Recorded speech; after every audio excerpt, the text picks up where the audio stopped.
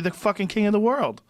People don't know I crack my neck all the time. Yeah, what was that about? You were always doing that. No, know what had happened when I had fought Bone Crusher Smith. He had hit me, and the next thing I know, I don't know how to crack him. I couldn't stop.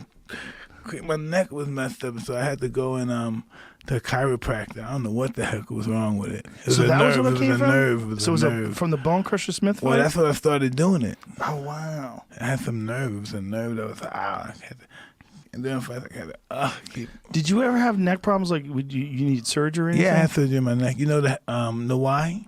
You remember when I used to do those rolls on my head? Yes. Those football yes. rolls? Oh, they destroyed bridges. me. They destroy your neck. Yeah. I would do them